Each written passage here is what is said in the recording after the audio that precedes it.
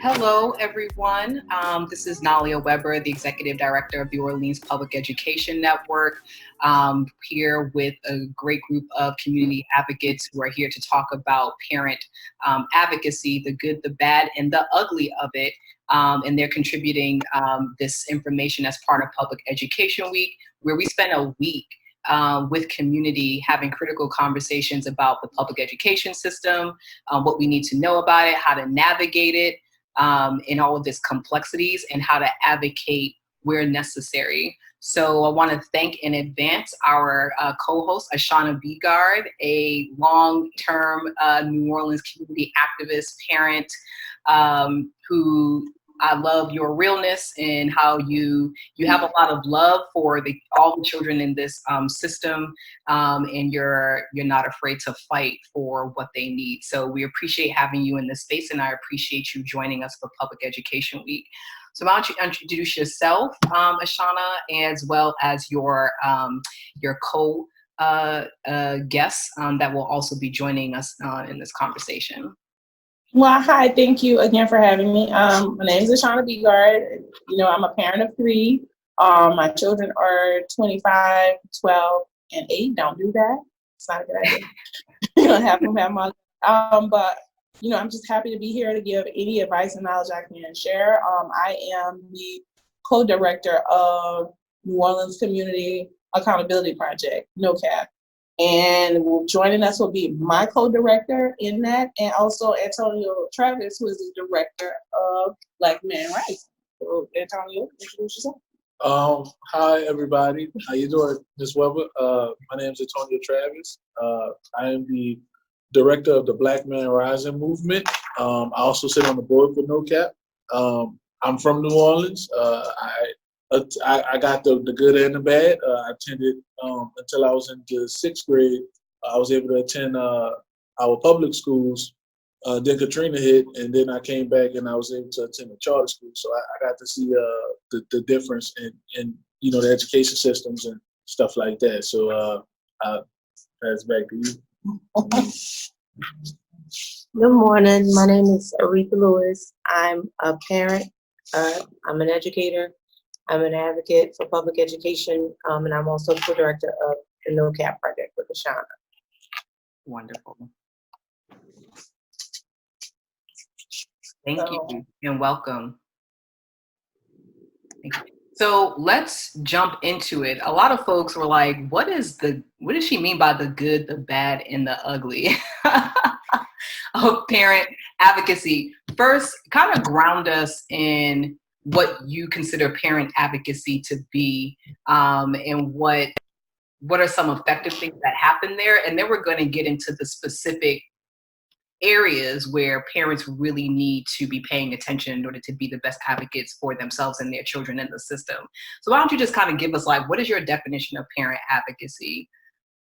So parent advocacy is basically knowing your terrain, knowing if you can't get in at least a little bit of knowledge of what the state and federal laws are. If you have a child with special needs, knowing what your rights are, your child's rights for in education, and just being able to speak to people, talk to people, and have documentation to make ultimately what you want is the best learning environment for your child and the other children in the school. You want to have a voice in your child's school so that if you see something that needs to be changed or improved, that the school is open and receptive, and a school that's willing to change and improve for the betterment of your child and all children in that school. Of course, it's harder in our current New Orleans landscape because of the spread of all these different districts, and we have a lot of new administrators who may not have early childhood brain development, who may not have adolescent brain development training, who may not even understand the different learning styles and how different children learn. So it becomes difficult. So like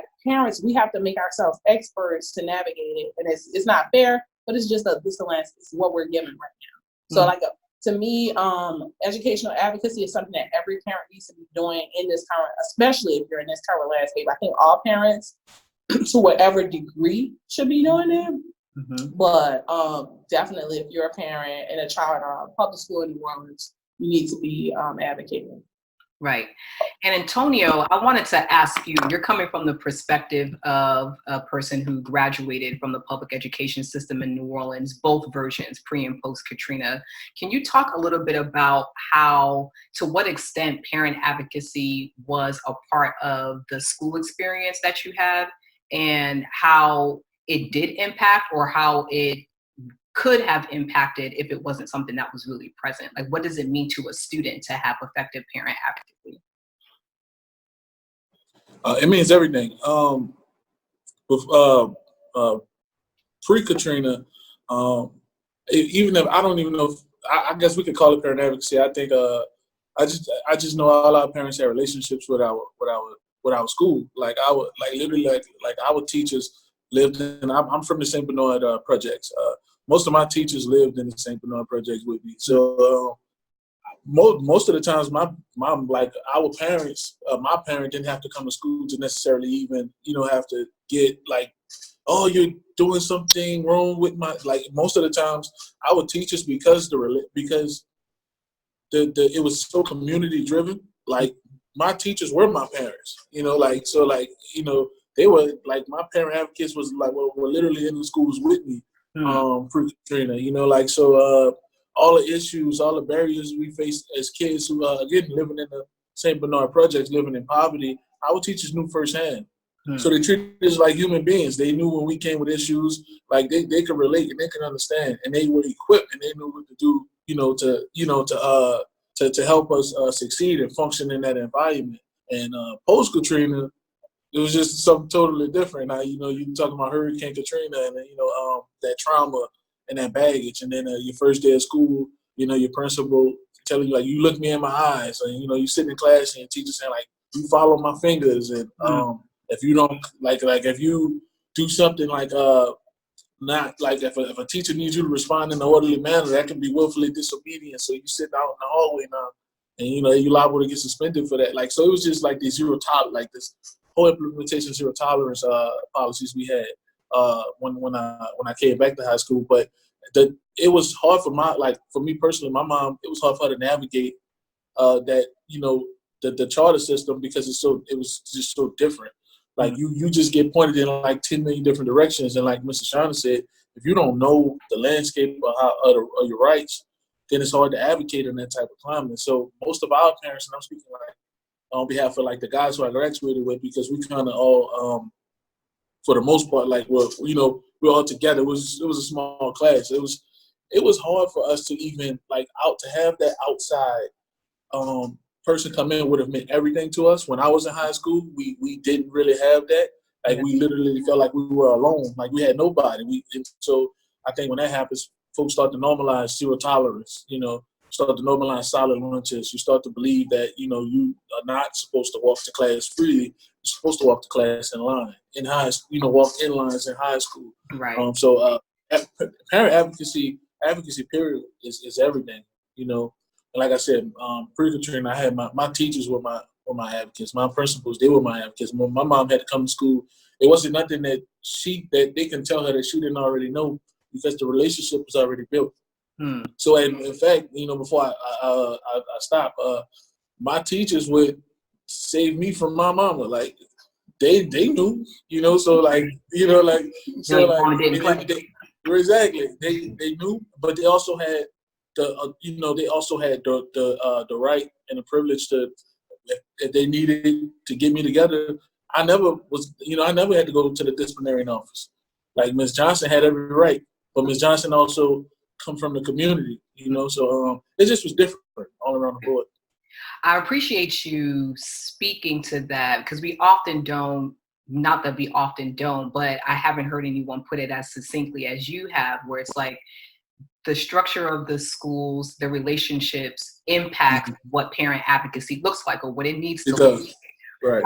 Because the relationship and the role between parent and teacher is either closer or further apart, depending on the kind of system or school that you're in, which is a nice segue to Aretha, who has been a classroom teacher and educator. Can you talk to us from the perspective of a teacher, and even kind of building on what Antonio just shared? how important parent advocacy is in terms of, from the perspective of a teacher, someone who's in the classroom with children.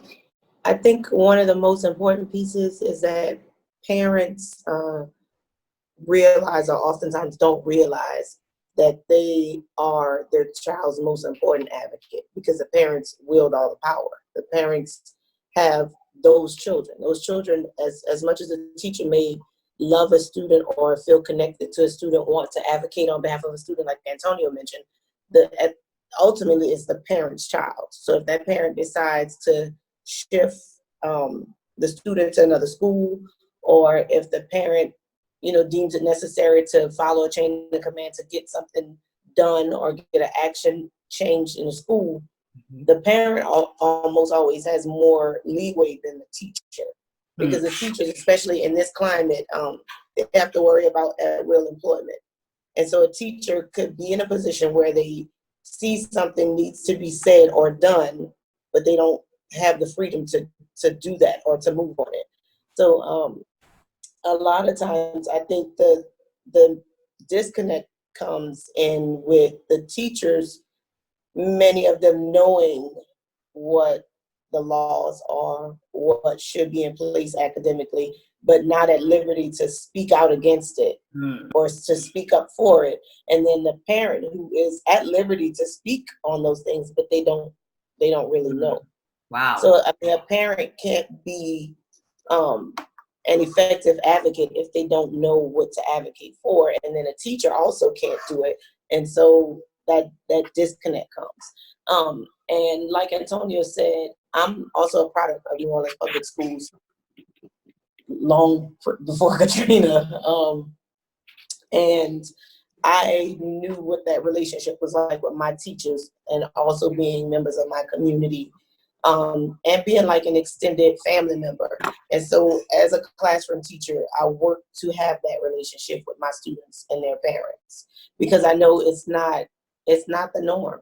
And once we accept what has been given to us as normal, then people start to function within that system, even though it's not beneficial to the student, the teacher, or the parent, or the community overall. So I would actively work to gain and build trust with my parents, and then build personal relationships with my parents, so that I can communicate with them how to best advocate for their child. Right.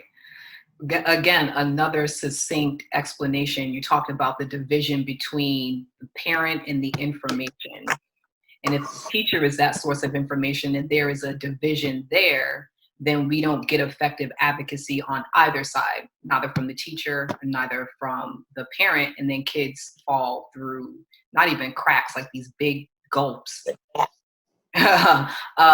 where they're just not being provided for it in the best way. But the both of you, Aretha and Antonio, talked about normalizing essentially not good practices, right? Normalizing what we shouldn't be doing for children. So let's talk about what the standard should be, and what the standard should be, and what we should understand as the normal thing.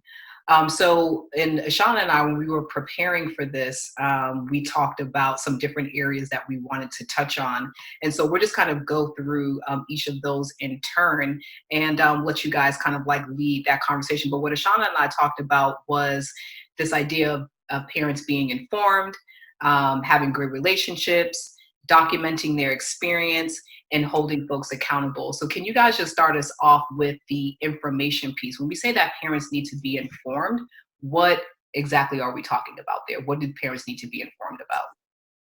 Well, I mean, you definitely need to know if your child is, so we know if you're in Orleans Parish, your child's in a charter school. But a lot of times, like if you go a couple of years back, parents didn't know that their children were in charter schools. So what network? Or is your child in an independent charter school?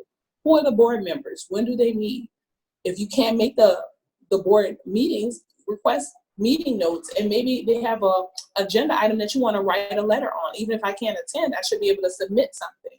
I definitely need to look through my child's handbook. A lot of times parents, we don't look through the handbooks, and I'm just as guilty as anybody else. not truly reading the handbook until an incident happens, right? A lot of times they have things like willful disobedience in that handbook, which is subjective, but you can argue that. You can say this is subjective. If the teacher is having a bad day, anything my child does can be willful disobedience, right?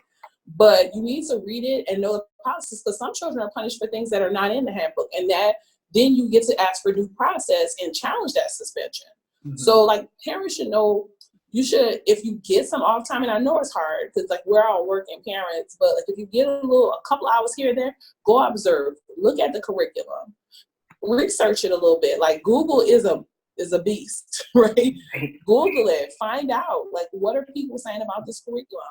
Is this the curriculum that's gonna transfer your child to college? What are the do they have arts programs? Do they have music programs? What are they do they have? They're supposed to be doing restorative justice. What does their restorative justice process look like? Do they do positive behavior supports? What are positive behavior supports? So I can Google that. You know, these are things that are supposed to be taking place, and I need to, as a parent, I need to find out what they are, to find out how they're taking place and what that looks like, because you could be suspending my child when you were supposed to do a circle with my child. My child was supposed to get a warning according to your handbook. They were supposed to get a verbal warning, then a written warning, then you were supposed to put interventions in place, then you get to suspend my child. So I get to go and ask, well, what were the interventions you put in place before you suspended him or her, right?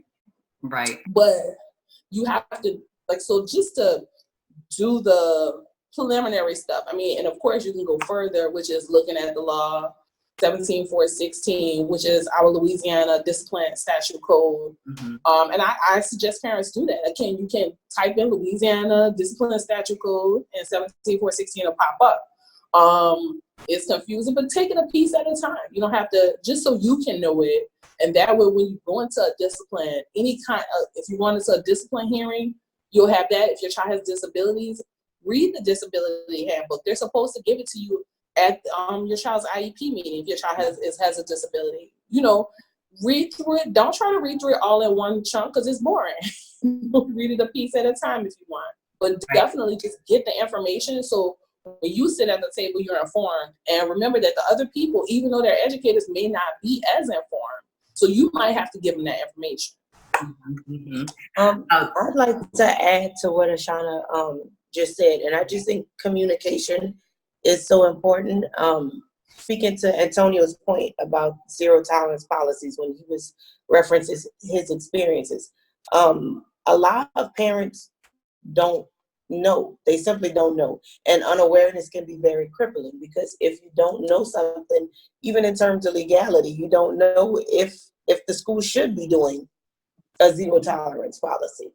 Like, and if in terms of best practices, this school is enacting zero, because there have been instances of charter school systems in this city that out the gate started with a zero tolerance policy. Right. And now that they know, or somebody's called them out on that not being best practices, they simply just changed it. But there was no accountability for the children that actually suffered through that system. There has been no accountability for the children if you acted with zero tolerance for 6 years.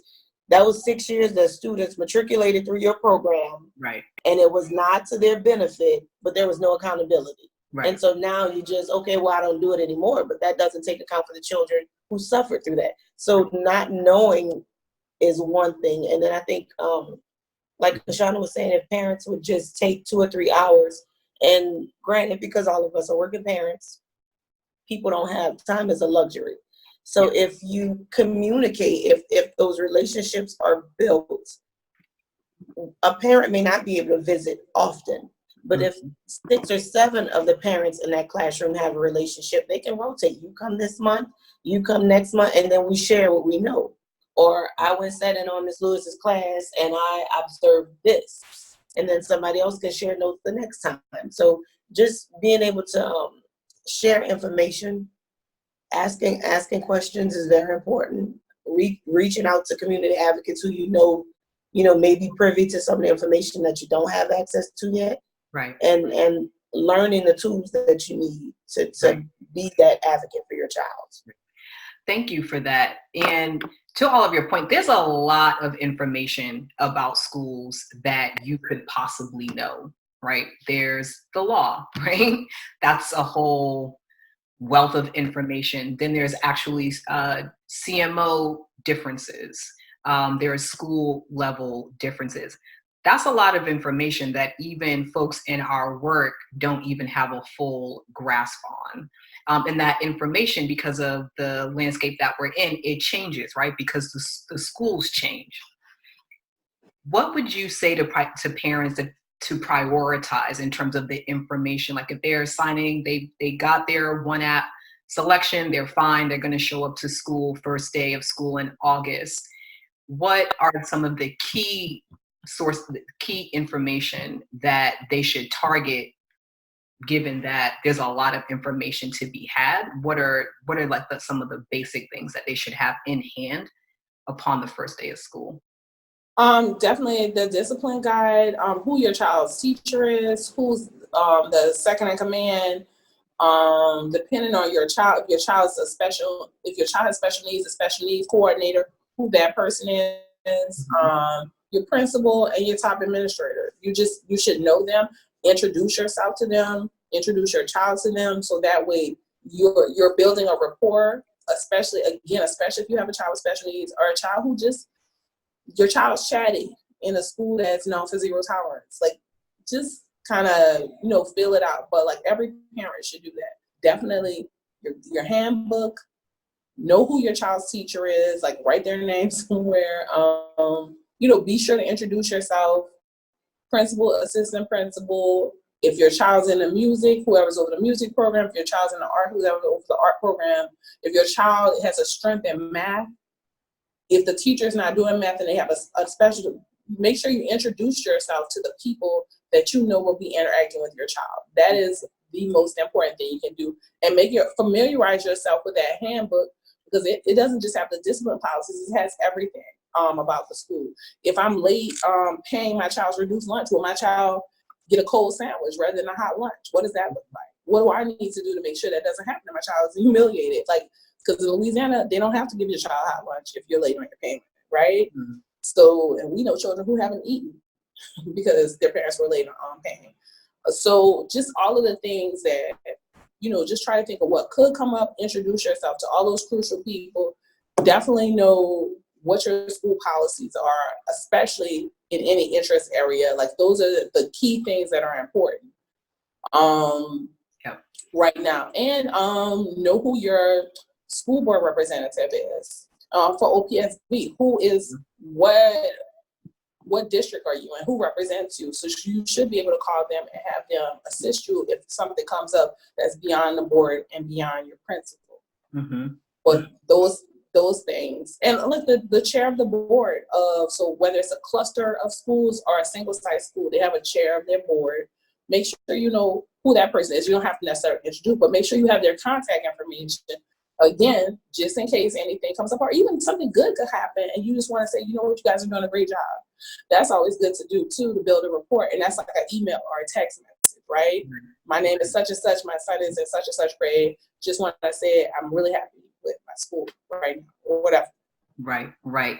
And in all of your comments, when asked about information, you also talked about relationships, right? Which was the second area that Ashana, you identified that parents need to be mindful of when trying to be an effective advocate for their child. So Aretha talked about having a relationship with other parents in the classroom so that you guys can tag team advocacy for all the children in the classroom, not just your own. And Antonio talked about, again, that teacher-parent relationship and how important that is. So let's get into that. You mentioned developing relationships as a key factor in good parent advocacy. Tell us a little bit more about that. Well, I mean, definitely, like I tell people, that's the key. You want the teacher to be comfortable to call you if an incident comes up. In my daughter's school, we had a situation where a 7-year-old found bullet shells on the concrete, and he brought them to school, and they won't put that child up for expulsion. Clearly, it was just a 7-year-old who found some bullet shells, and he brought him to school because he was curious and wanted his friends to stay. But I also know that a similar thing happened in March. Jeff, when my other daughter was there, and they called the parents. You know, like, did you know such and such? And it wasn't bullet shells on the concrete. It was actually his dad's bullets he brought to school. But of course, it was no gun. That child was 9. They called the parent. The parent came to the school, got the bullets, explained to the child why they shouldn't do that. The child got a detention. But I feel some of that was just a difference in relationships, right? Some of it was probably some racism, but if I already have a report with my teacher, if I already have a report with the principal and the disciplinarian, they're much more likely to call me than call the police or any other authorities, even if something happens, especially if it's something that can be handled in-house. You want to, as a parent, you want to start with a positive. Like, at the first time I go to the school and talk to my principal, talk to my teacher, shouldn't be when something has happened, right? So you might want to go like, I'm coming to observe, you know. You might want to stop in the principal and say, hi, my name is, introduce yourself and your child. Like, I want to stop and just introduce myself to the principal. But you want to do that on a good day. And there's sometimes when parents can't avoid it. Like, I'm going to the school because something happened and I'm also having a bad day. So when I get there, like, everything is, I'm booted up. I might not even realize, but just have the, you know, the look in your face. You might be like, good morning.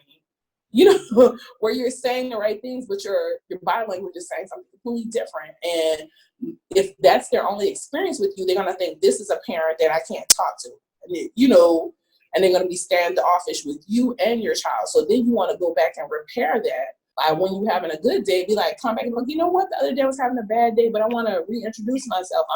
I'm really interested in this school. I chose this school, my child's education, whatever, right? You want to at least tell them one good thing that you've noticed about that school, right? Like, oh, I like the way this happened. I really like my daughter's teacher or my son's teacher. You know, you're good at hiring or whatever, but you want to build a positive relationship. You want to introduce yourself more than once if possible to the principal and the teacher and whoever your child is having contact with, because you want them to know that they can contact you, and you want to tell them, you know what, this is my number, this is my email. Please, if anything happens, good or bad, please contact me because I'm interested, right? Because then when something does happen again, they're much more likely to call you than call the police. And the reason I bring up the police is because, unfortunately, we have a lot of schools that still call the police for incidents that should be handled in schools. Right. So right. that. Yeah. So it's just really important. I mean, it's important with everything. Everything is relationships. So your child's school, the same thing. Build those relationships. Try to build them as positively as possible. So if something bad does happen, you're the first person they call. Right, right.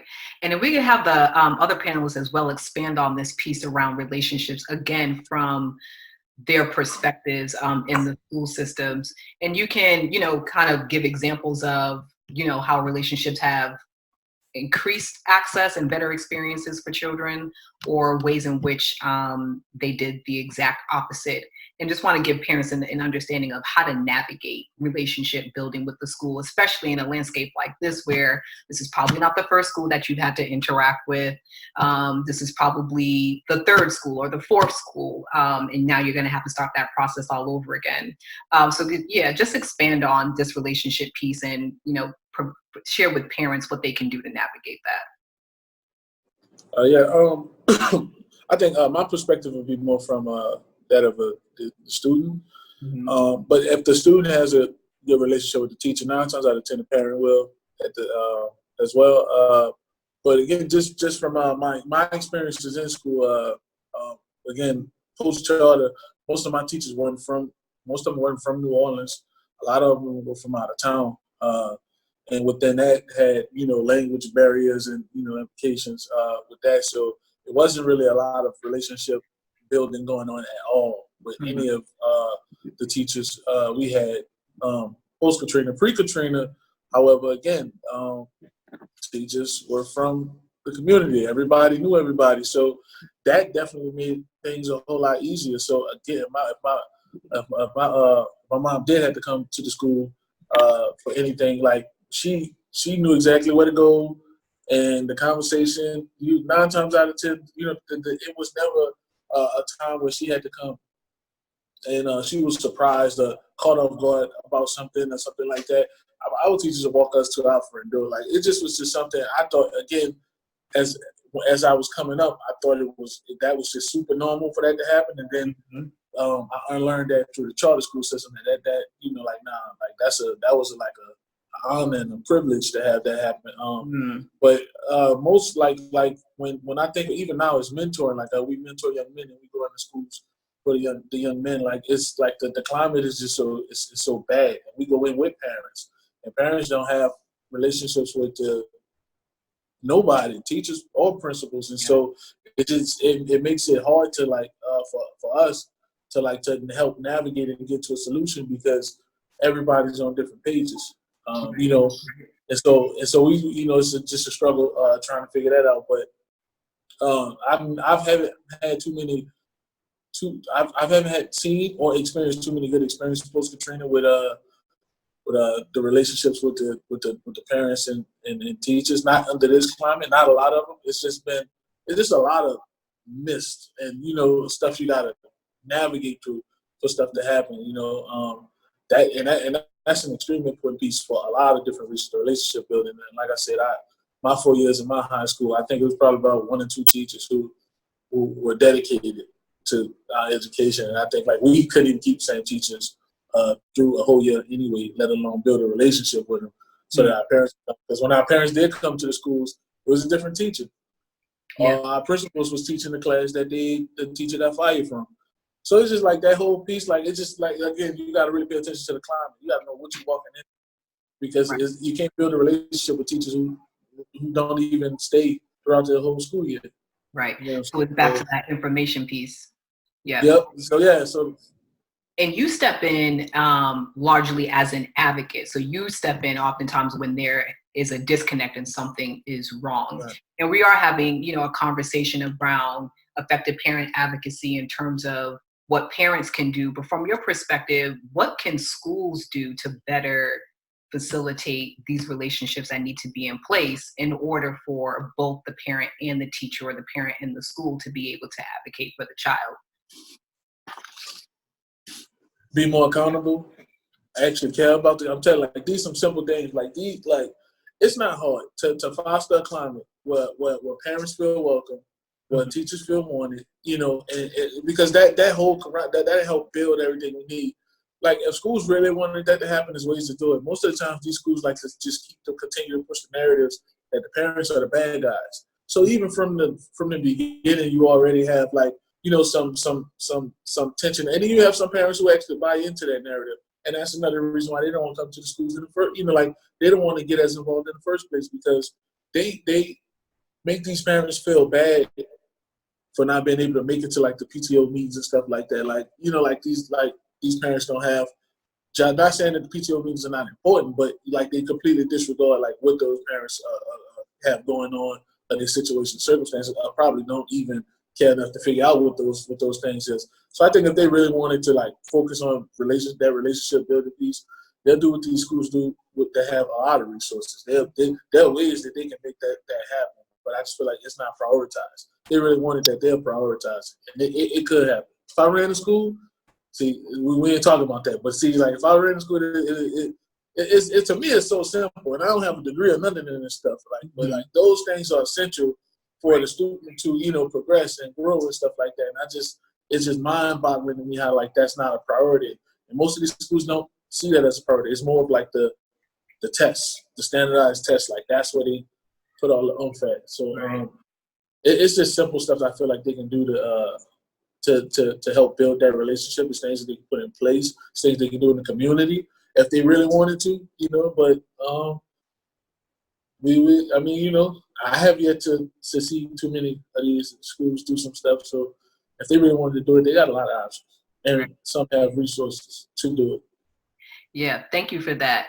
And Aretha, you know this from both sides, as a teacher and as a parent. And so, speaking on both lenses, what do you think needs to happen there, at least to your point earlier, creating a stronger relationship between teachers and parents? What do both sides have to do to develop that relationship? I think that the need is definitely there. The want just needs to be there. Relationship building in terms of education is very important. And I just think if people acknowledge that life is relationships, and nothing happens, nothing grows in life without positive relationships. And so when we see children as humans and not numbers, like these are not files, this is not, I messed up today at the bank, I'll figure this out tomorrow. These are people, and you can't get time back. We can't recoup a bunch of these negative experiences that students who've already gone through the system have experienced. So I think the want to build relationships has to be there on both ends of the spectrum. Right. And as a parent, I understood that long before I was in a classroom, because Monday through Friday, if you just take the standard school day, nothing extracurricular, no students that are in dance or football or whatever. The Monday through Friday schedule, your child spends more time at school than they do at home. They may wake up for breakfast and get dressed to go to school, and then when they come home, do homework, take a shower, have dinner, and go to bed. But they have spent 8 to 9 hours with this person, whoever the classroom teacher is, and whoever the support staff is. So the want to build a positive relationship to positively impact the child's life has to be there. And I know as a parent, I was able to trust that when I turned my child over to this extended family member while I went to work during the day, that she was in good hands. And so it was important for me to give my parents that, so that when that parent is absent, I'm standing in as your parent. If that student needs anything, they're no longer just a number on a class roll. That's a child in my care.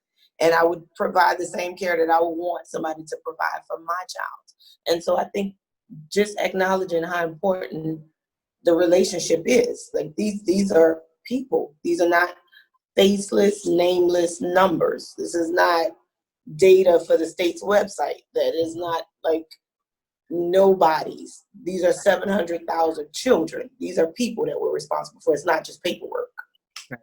Right. Thank you for that. So we talked about the information, we talked about those relationships.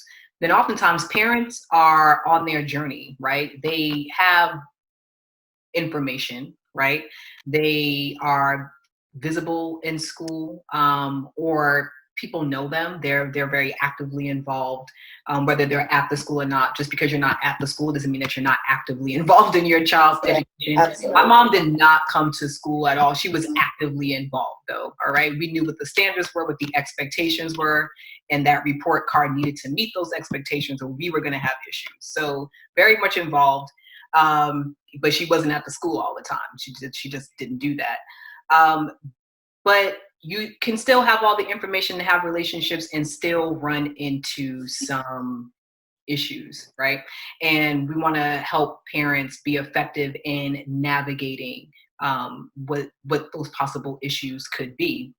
And one of the things that Ashana and I talked about was this issue of documenting one's experience, whether it's good, bad, or ugly. Let's expand on that a little bit. Tell me a little bit more about the documentation piece, why it's so critical, and what documentation, what good documentation looks like. So anytime you have a phone call, an email, a text message to a school, you should just note it and write it down. And it's important to just start establishing it, like as you're building a relationship, but especially if you have a child with special needs, and that's gifted, or, that's exceptionality or gifted, right? So, because you want to make sure that they're getting everything they need. But like, even if you have a child who has not, no exceptionality, no gift, I want to make sure my child is on task for reading, on task for math, and have my own standards. So just to make sure that you need to have that open communication, because you'll have sometimes that I've had a situation where we had a parent whose child was getting straight A's, and then the child's grades dropped to F's. And she was like, okay, well, what's going on? And so she was in communication with the school, like, what is going on? How can her grades go from one quarter to A's and the next quarter to F's? And we've been talking, and you never said that. So then because they should have been putting things in place before her grades dropped to an F, right? So that parent was able to get extra tutoring from the school for their expense because she had her documentation. So she had proved that I've been constantly reaching out and no one got back to me that my child, and then her child's grades dropped because her child was being bullied, right? But all of these things are going on. I'm communicating with you, you're not communicating back. So now my child has lost some learning, and that's on the school's tab because I was doing my part. So that documentation is so crucial, even though she didn't know it was an issue. Her daughter was doing well. She was like, thank you, she's still doing well, blase, but if anything comes up. And so she would periodically send emails and text messages to her child's teacher. And so those are the kinds of things that, you want to check in and know what's going on with your child. You might ask how their grades are, but you might also ask how they're doing socially, right? In case they're being bullied. Because until you ask the question, the teacher might tell you, like, how is she doing socially? She doesn't look happy going to school like she used to. You kind of just have that report, but you want it in writing. So therefore, later on, because sometimes people be like, no, everything's fine. Well, that's not what you said on Tuesday, and I have this email, right? Mm-hmm. Other people's words, whether that be the teacher's words, the administrator, the principal's words on written documentation, is something I can pull up. That's not hearsay. That's not you misheard me. Because oftentimes I will go into advocacy cases and parents will say, well, you told me this. And they're like, you must have misheard me. Well, I can't mishear an email. I can't mishear a text message. And I tell parents that in Louisiana, you have the right to record your meetings. And the truth is, I always tell people I'm recording, but in Louisiana, as long as one party knows, it's legal. So if you know you're recording it, you're good. But I tell parents to definitely, even if you don't, you go to a meeting and things were said, write that stuff down, send an email back, oh, we agreed to A, B, and C, right? So we just talked during the meeting, but you said you would put this in place for my daughter or son. You said you would do this. Oh, so thank you for agreeing to do this. And you put it in that email and send it. That way you have documentation saying that they agreed to it. And if they didn't agree to it, they'll send you back something saying, I'm sorry, you misunderstood. And you'll find out in a moment, not 3 months from now, when the quarter report card comes up. And they're like, well, I thought you said, and they're like, I didn't say that. I said that, So just to make sure, because sometimes we'll be in the same conversation, but be hearing separate things. Mm-hmm. So that's why it's so important to document it, email it, get clarity so that we're all on the same page. Right. I'm sorry. I wanted to add to what Ashana was saying. I think it's important for us to understand how much we participate in documenting every other area of our lives. But when it comes to our students' education or your child's education, if you're speaking from the parent's perspective, we tend to just take a person at their word. I mean, for your financial health, that's why the bank provides bank statements. Right. And then when you go to the doctor's office, before they put anything on your medical record, they're going to ask you, well, how long have you been having these symptoms? They're going to put that in. So they're not going to wait 6 months from now to say, well, I think when you came and saw me in November, this was it. No, they keep a paper trail. Right. So for your academic health, everything should be documented. Everything should be documented. You should provide a date and time stamp for everything. Right. That's awesome. So all conversations. So even if it's a verbal exchange, because that happens a lot. A teacher might call you later on in the evening when they're calling parents. You might reach out to the teacher that way. You might have stopped by the school and had a quick verbal exchange. That happens a lot. But just to follow up in writing, whether it's a text. Thanks for speaking with me today about X. I look forward to implementing Y, or following up with an email like, great seeing you this afternoon. Let me know when we can meet to talk about XYZ. I think a lot of parents who have students with exceptionalities who are part of the special education programming at their school might be a bit more accustomed to documenting everything, but I don't think that parents who are not part of that particular set of programs and services may have the same instinct to do the same, but they absolutely should. Did you want to add another something else about this documentation piece? I tell people, parents, to especially if you have a child with special needs or exceptionalities, keep a journal or a folder where you have something that you keep all of the documentation in. Again, you can download your text and just put it in there so that you can refer to it and look back to it. And I tell people, I actually have a drawer because I'm not that organized. But like all of my school stuff goes into that drawer. Right. And I make copies, right? So sometimes you make copies of stuff like things you have to send back to the school, but you're like, I want to keep this. Make a copy of it and send whatever thing is back to the school. But the other thing is you can just ask the school. Every time you go to school and anything is about your child, ask for a copy of it. Like a lot of schools are supposed to offer those, but some schools don't. But like, definitely always a copy of your child's IEP, a copy of any adjustments, a copy of your child's 504, a copy of anything, documentation that deals with your child, whether it be disciplinary or even an award. I've heard parents say, my child got an award from someplace, but it's at the school. I'm like, wait a minute, you don't have a copy of the award? No, of course you want a copy of the award. Right. Because if you're trying to get your child to another school or a scholarship to a high school or college, those kinds of things can be helpful. Right. So you want to keep a record of documentation. And the way schools open and close in Orleans Parish, that school may close with your child's awards, right? Mm-hmm. Then how would you access them? So you literally need a copy of everything, all things good, bad, and ugly. Get copies of everything. You want to change the bad and the ugly, but you also want to have everything good for your child's record. And even if you just put it all in a drawer like I do, have that drawer. I suggest a binder though. That would be better. Get a binder, y'all. We'll have a binder giveaway or something at Open. And to the documentation piece, I also want you to expand on this because you are advocates. And what often happens at Open is sometimes I'll get a phone call from a parent who's like, we want advocacy in in a particular area. It's usually around special education. We don't do direct one-on-one advocacy, but we're not going to turn a family away. So I'll take the call and do a little bit of investigation. And sometimes the parent wants an advocate to go and get documentation.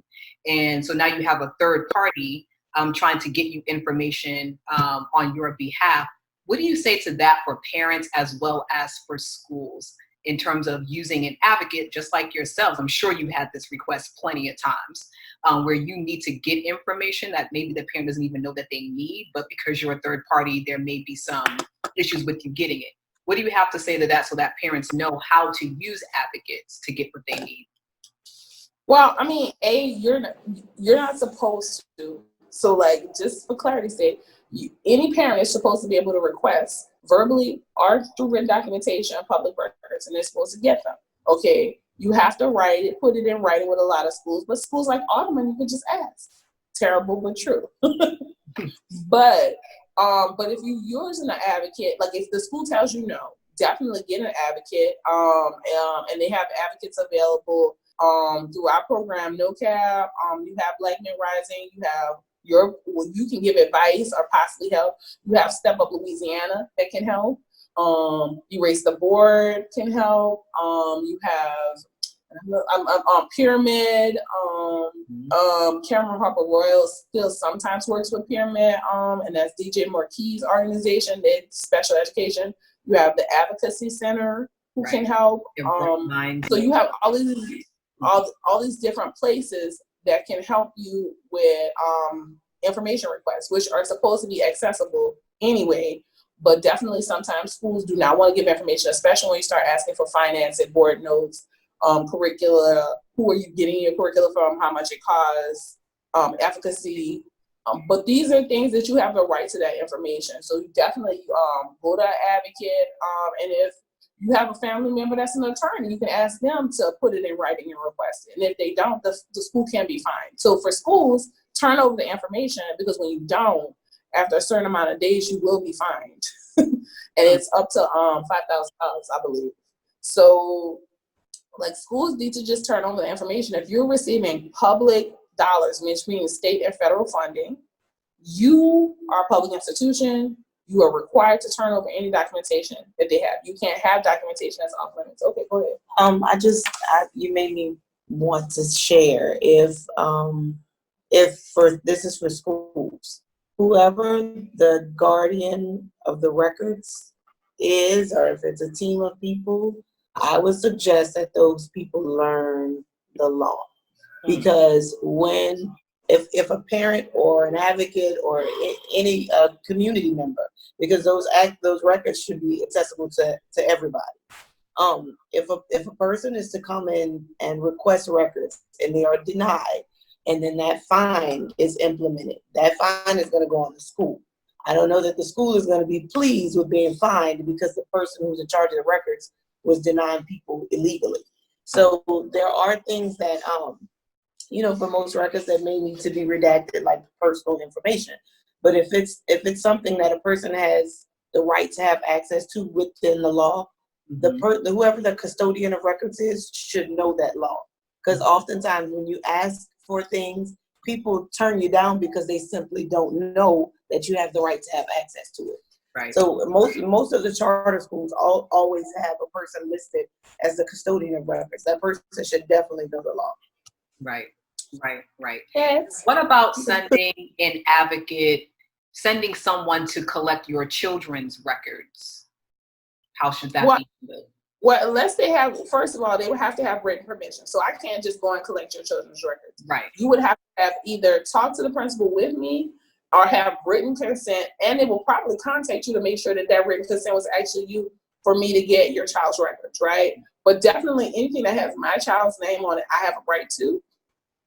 And you can definitely send an advocate. That advocate just has to have written permission, or a family member or an attorney. The school just has to know that they're representing you and your child. And because of HIPAA laws, let's say it was a disciplinary issue and there was 3 kids involved and your child was one of them, they can redact those other children's names and still give you the information. Right. Just like they do with any other document. Right. And I wanted to touch on that piece because, true story, earlier this year, had a parent reach out to us in January.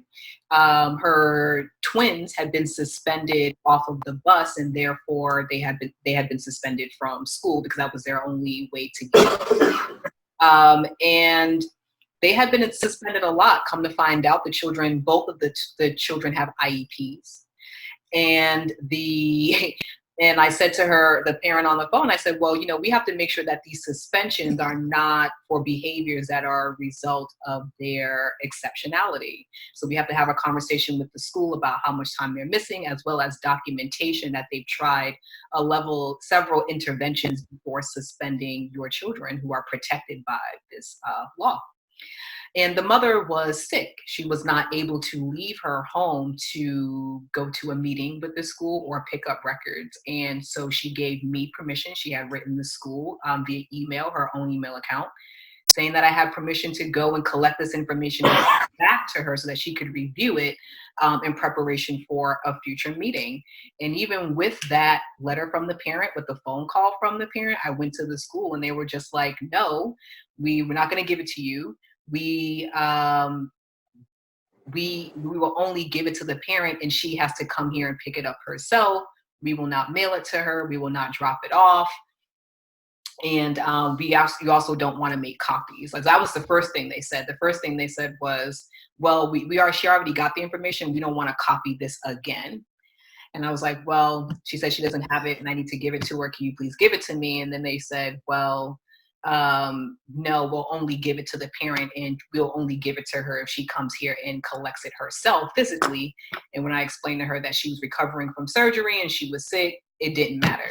So even when this parent was informed, this was a new school for her children. She had attended other schools her children had attended other schools in the past. She had a lot of documentation. She knew what her rights were. She had an advocate go to the school for her. And even still, she wasn't able to get in a timely fashion the information that she needed to hold the school accountable for making sure that they weren't violating her children's rights. So even with all the resources, it can still be a rather ugly experience, but that does provide a segue into the next part, which is accountability, which was the last part that she mentioned that parents need to be aware of for effective parent advocacy. She was going to use that documentation to hold them accountable to the letter of the law, the Individuals with Disability Education Act, the federal law, and there was a disconnect there. She wasn't able to. So talk to us a bit about how parents in their capacity can work with other parents or teachers or whomever to hold these institutions accountable for protecting and advancing their children's rights. So, I mean, the first thing that came to my mind is, oh my God, you need an attorney and they need to sue. And that the parent, because she was temporarily disabled, could have also called the Advocacy Center because that was a temporary disability and they were violating her right. And so there's a lot of times where you can get free attorneys through places like the Advocacy Center, Loyola School of Law. There's other people that provide pro bono legal work. But also, and there's also press advocacy, I call it, where you contact your local papers like the Lens, Martin Houston is really good, the Tribune, even NOLA.com, to be like, continue discrimination, continue, you know, like you can have a story be, your child's story be a part of a bigger story about parents not having access to information that they need. Or just, we're under federal consent for violating children with disabilities because Southern Poverty Law Center sued because we weren't providing children with special needs the services that they are that they deserve, and that they're legally required to give them. And so because we are still kind of under federal consent, definitely, like, yeah, we'll never get from under federal consent. I'm sorry, Rita wants to say something. I also want to say, because the parent, I heard you say that the parent was sick or unable to get to the school in person to request the records. That is what I meant by the custodian of record not knowing the law, because the parent should have had access to those records via email if that's the way she requested it. And so sometimes it's really unfortunate that all people see are numbers. Our children have become numbers to them. Teachers are discarded easily because you don't place value on the person or the child or whatever that actual situation is. And what they understand most is numbers, and especially when it's preceded by a dollar sign. So I would definitely have filed a lawsuit against that school for not turning over the records, because the law says that that parent should have access to it in the way that they requested. So if they did not turn it over to you because the parent was not there, it could have been emailed to her. And if those records were not made accessible in 3 days, then they were in violation of the law.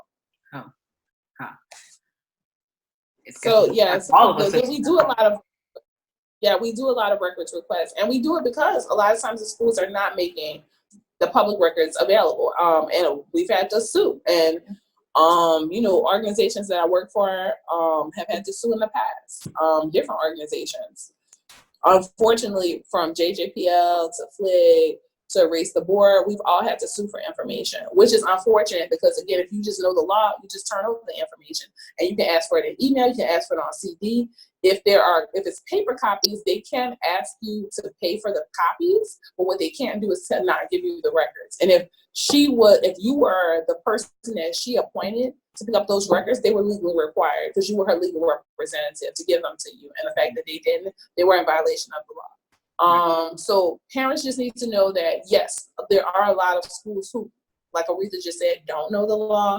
The custodian of records don't know the law. A lot of times the boards don't even know the law to enforce it, right? So if the custodian of records doesn't give it to me, I should be able to contact someone on the board and be like, oh, I'm having trouble getting these records. And they make a phone call, but they're not abreast of the law when it comes to public education. They see it as like a company. If I'm a private company, I don't have to turn over my records to you just because you request them. They don't understand the difference between that and a public institution. So all that to say, definitely look at attorneys, look at contacting local media. A lot of them are very accessible. And sometimes the local media will be like, oh, so you're breaking the law to the school, right? Which will make the school shift their policy. Just having multiple eyes on, even like if you're a parent and you don't want to jump to sue because you don't want to go through, even having tagging, CC, to CC Loyola Law Clinic, the Advocacy Clinic, Pyramid in your emails when you're like requesting that information can be powerful, because then that's letting them know that other eyes are looking at that and that they should send the information to you. Right. And I was going to ask about that. Like, there's a long road from incident to a legal case, right? And so what do those accountability steps look like before we get to a place where now I have to secure legal representation? Well, so like you go through the chain of command. So if you have a problem, because let's say my problem is my son is not receiving his services. He's in special education. He's not receiving services. So I'm gonna go talk to the teacher. I'm gonna talk to the person who's not giving him his services. If I don't get the answer I need from them, then I would talk to the principal, vice principal, the person who's coordinating special education services. If I'm not satisfied within 5 to 7 days, or if I'm not satisfied with their answer, period, then I go to the next level. I will go to the board of the school if the principal doesn't give me a right answer. If I'm not satisfied with their answer, that's when I start looking at legal representation. But the whole time, my whole process, I'm documenting every step of that process, right? Mm-hmm. And if it's outrageous and they're giving me outrageous answers, that's the only way that I would even skip a process. If like I contact the board member and they won't take my phone call and it's a urgent situation. We've had children slapped or hit or harmed physically in schools, and you call the board person, you email them, and they don't email you back within 24 hours, then you can jump that step and go to either the press or legal representation. And before you go to the press, I advise parents to talk to legal representation. But also, if you just go to the press and then, that's a decision you have to make. Mm-hmm. But like before you do that, you definitely should have your documentation that you went to these people, you tried to talk about it, you tried to resolve it, and they were not willing to talk to you. Mm-hmm. Mm-hmm. Or resolve it to your satisfaction. Or resolve because they could talk to you and tell you stuff that's like, sorry, but it's okay. So we've heard things like corporal punishment is legal in Louisiana. Yeah, that doesn't give you the right to slap my child in the face. Right. Right. And right. So what's legal? You're not going to be hitting my child.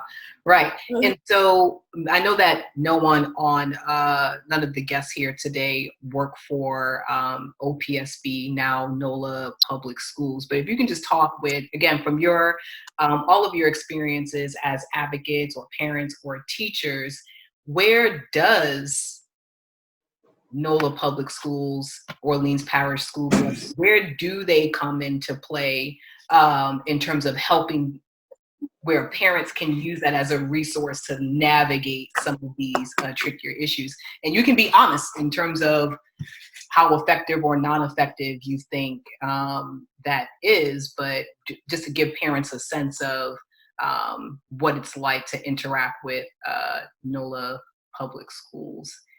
Well, I mean, the short answer is they could do everything. They choose to do nothing at this point. That's the short answer. But like they have the power with reauthorization. So they can essentially tell a school, if you don't shift your disciplinary policies, if you're not more attentive to parents, we're not going to reauthorize your charter. So they literally have the power to shut down a school. They have a power to not reauthorize a school. So the school is going to listen to them, but they have to request things of the school, right? That we're getting pressure from parents and community that your charter not be authorized because you're not doing X, Y, and Z, right? They have that power.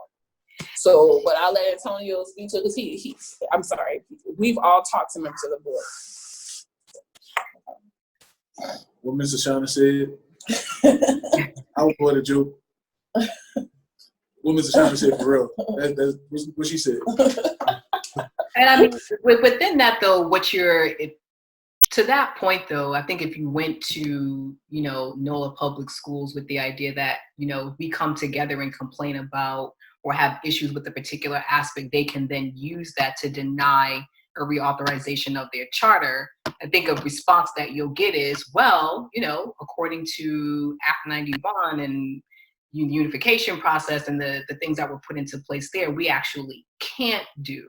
Right? We can't, schools have autonomy. They get to decide these things, and their policy, at least on paper, isn't a, deviation from what our policies are or what our values or our standards are. So, I think parents get that a lot, where they go and what they're told is that, well, actually that is handled at the school level. That is not something that we handle, and it's not something that factors into their charter authorization or reauthorization. So what do parents do or students do then? Okay, so Rita. The charter reauthorization would fall under the same umbrella as at will for a teacher. Because although these schools have autonomy within the law, Henderson Lewis has full autonomy over the Orleans Parish School Board. So he has the final say. It could be a yay or nay, just the same way they fire teachers for at will. They don't have to provide a reason. He has the full autonomy to either approve a charter to be authorized, reauthorized, or to deny it. And so with the same respect as the students being subjected to willful disobedience and teachers being let go at will, Henderson Lewis should be let go at will for willful disobedience.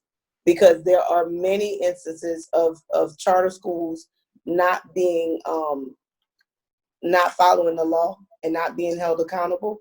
And it's up to him to decide to charter or authorize a charter and reauthorize a charter. And one prime example is what just happened with New Beginnings Charter School with JFK.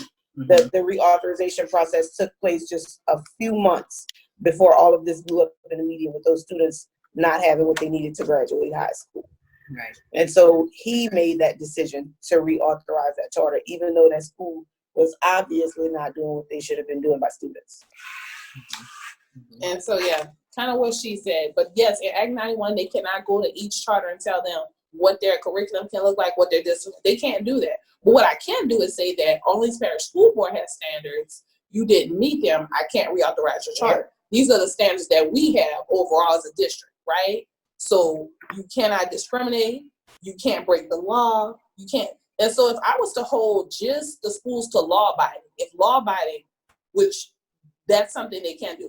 If law abiding is the goal, if you break the law, then I don't have to reauthorize your charter. They technically don't have to reauthorize like 80% of the charters because the majority of them are not law abiding. So then through that lens, I could put pressure on you to do different things. I don't have to, I can't come to you and make you. I advise that you do this because you've already broken laws which allow me as a school board to say you are not eligible to reauthorization. So what is your repair plan? What is your repair plan to that? So those children, those parents in that community to make up for the fact that you've been breaking the law. Right.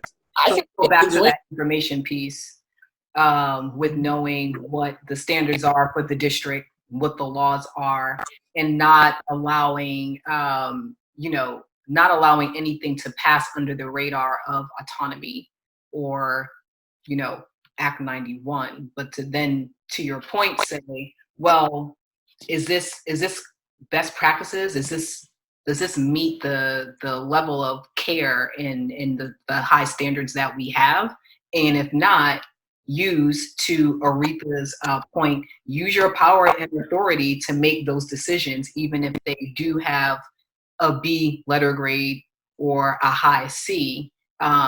It's not okay for you to have that letter and be violating students' rights, right? Or disrespecting parents or anything like that. So knowing what the standard is, what it should be, and advocating along those lines. So I want to transition. So thank you for all of that. I want to transition now then to action. All right. So parents know they got to be informed. They have to develop those relationships. They have to document their experience, the good, the bad, and the ugly. And they have to hold folks accountable,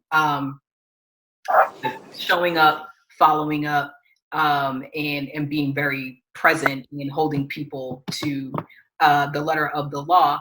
But what else can parents do to do any of these things, whether it's get more information, build better relationships? What are some things that parents and families, guardians can start doing right now to help them be better equipped to be more effective advocates for their children?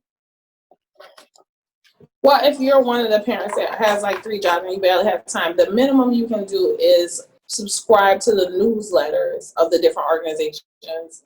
So like Open, like Step Up Louisiana, and so, but also look at with NOCAP, our program has a Facebook page, has several Facebook pages that are connected to schools. We're always looking for parents and parent leaders to create Facebook pages so that parents can share information, just what Aretha talked about.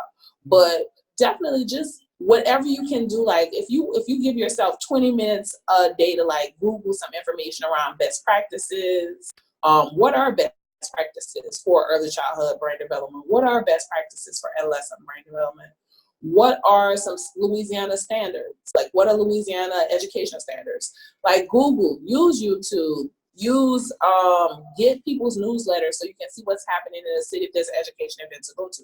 That's on the minimum. On the maximum, definitely go to your child's school, observe, introduce yourself to the teacher, principals, etc. Build relationships. Of course, I got to plug NOCAP again, but come to our program because we're assessing schools in parent groups with schools, and we're partnering with organizations like Open, like a Step Up Louisiana, to come together to assess our schools to make them in better places, you know, as educational co-parts. So like that's the idea, that we come together because we can improve schools when we come together. And just whatever time you get, like just like Aretha said earlier, pay attention to your child's education like you pay attention to your money. If something looks wrong, yes, go set up a meeting and go investigate. Because if they sent you a bank statement, you know you had $600 in the bank, and all of a sudden you have $575, and you didn't make a purchase, 25. you are going to that. You know, you're going to that bank. What happened to my $25? Right. We have to stay on top of our children's schools and pay attention to programming and what's happening in our city. Because at the end of the day, it doesn't just impact my child, my family, it impacts my whole city. It impacts safety. It impacts everything. We have traumatized children. If our traumatized children are being re-traumatized and that could be prevented, then that we have to make sure that that happens, that that's prevented. Our children are healed. Schools should be a safe, almost therapeutic environment if that's what our children need. If my child needs therapy, therapy should be available at the school. Because when I say school should be a therapeutic environment, people are like, what? No, really. If 80% of the kids in a school are traumatized or on the trauma spectrum, then there should be some therapeutic environments just so children can focus and learn. Like this is a part of the learning process. We need to create spaces that are healthy, all spaces that are healthy for all of our people. So yes, whatever you can do. And like no parent has no time. Like even if you only have 5 minutes a day, you know, do that Google, get on those calendars, see when an event is coming up, you know, send emails, check Facebook. It's there. Send texts. I had parents text me all the time when I was a teacher. It was faster, it was immediate, and it didn't take up a lot of time. I had parents email me, right? I had an email, and parents straight up call if they had any questions. And a lot of parents I did not see, right? But we had communication, but we didn't see each other because they were working and so on and so forth. So we have newsletters. Yes, sign up for all the newsletters. Shameless plug, Open has one. We put it out every week. Information about the landscape, things that are happening, things that we're doing.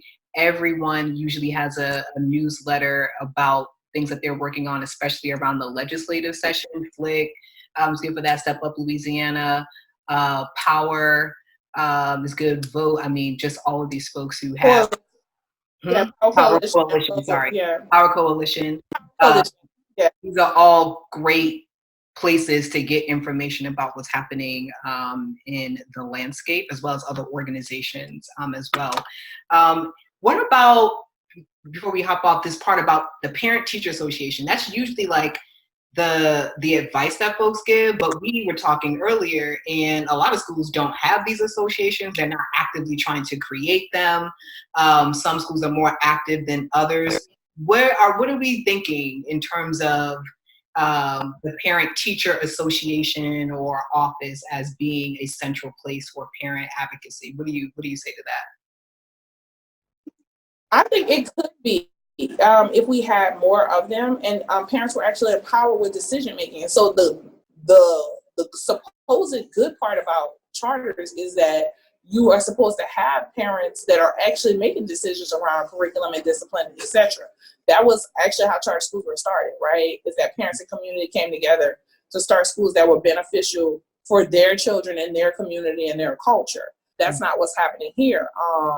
Most of the schools that have parent-teacher associations are schools that have either more wealth or more white children. And most of the time it's a combination of the two, wealth and white children and parents. Definitely and I believe it's because of systemic racism and classism, because white parents' voices are more valued and wealthy parents' voices are more valued. In fact, there was a study that just came out not too long ago that talked about a lot of children in gifted classes where their because of wealth, right? That people look at wealthy children as more intelligent. So we know that if there was more value and there was space put into having more parent associations and maybe having meetings at different times, possibly doing some conference calling so that other parents could be a part of it, it could happen. But the school and the parents have to kind of make that happen together. But a lot of schools get resources through Title I funding to make that happen, just for that. Unfortunately, a lot of them are not doing it. And so parents, again, that's where you pay attention. That's where you advocate. That's when you put pressure on your school, because they're getting Title I funding for parent meetings, etc. So and definitely, again, if your child's in a charter school, charters were created so that parents could participate in all decision-making roles. That's what charters are supposed to be. Again, that's what they're supposed to be. I'm not saying that's what they are. So definitely there's a space to advocate for that. And the monies, they can't say they don't have the money if a lot of children in the school are on free and reduced lunch, because that's where the Title I funding is coming in. And 85% of public school children in New Orleans are on free and reduced lunch. So just by the numbers, most likely that school has Title I funding to do that. So Aretha wants. Yes. I just wanted to add that if the space does not already exist, that parents should feel empowered to create the space. Because if your child's school does not have a PTA and you have a teacher that has created an opportunity for parents to organize in that classroom, those parents are at liberty to take their concerns to whoever that board director is or board president, and then take their concerns higher on the chain of command. So the school board, email your legislators. If the opportunity is not there, create it. You have every right, because like we started this conversation saying, the parents hold all the power. Those are your children. You don't have to get permission from anybody to advocate for your child. Right. And on that's a wonderful way for us to end this conversation. But I did want to open it up for, your last set of comments or thoughts. What do you want families and parents to leave this conversation with? Well, I want them to leave with a sense that they do have rights. They are empowered. This is your child's money that is going to school. This is your tax dollars, right? This is not a gift from some magical philanthropy organization. This is your tax dollars at work. This is your child's right to education. Your child has a right to their services. It is not something that they're giving you. But some students will be like, well, we did these things. No, you are federally mandated by law to provide my child with special needs services. You're not giving me anything. That's what my child is supposed to have.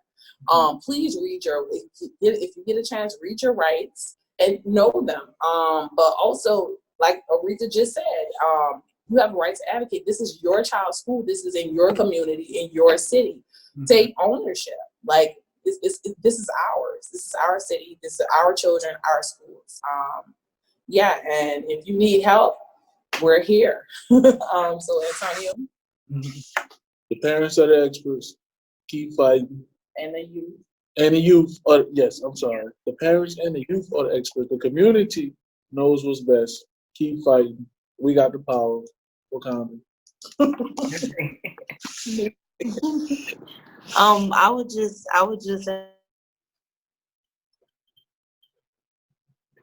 advise parents to share information about no cap. Tell it to your child's classmate, so that once you have one informed parent, one informed advocate in the school, you can start to grow a system of informed advocates in the community. So once you learn something, or well, this person helped me with this advocacy case, I may not be an expert on this law, but I know a little bit. Share the little bit and then share that contact so that parents know who they can call when they need help. Right. Well, thank you very much. Hey, thank you very much, Ashana, Antonio, Aretha, for joining us and contributing this information to Public Education Week. We hope that whoever tunes in finds this helpful, useful, and also that they know that NOCAP and Black Men Rising are resources for them to access, to be able to do all of these things that you mentioned, be informed, develop relationships, document, and hold folks accountable, so that we can have good, parent advocacy experiences. We can get rid of the bad and the ugly and amplify the good. So we hope that that is all possible, and we definitely want to make sure that the community is connected to all of you and the work that you do. So thank you very much for joining us. I appreciate you sharing your expertise and your experience, and onward with the fight. We're all in it together, and very happy to call you guys colleagues and fellow advocates. All right, thank you so much, and vice versa. You have a wonderful day, and thanks again.